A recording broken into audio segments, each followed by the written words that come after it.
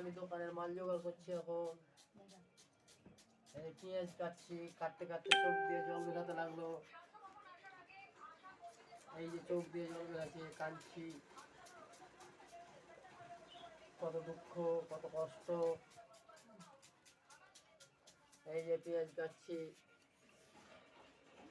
এই গাজর কাটছি, এই শসা কাটছি, এই কপি কাটবো। দোকানের মাল জোগাড় হচ্ছে। এই যে লঙ্কা কাটছি।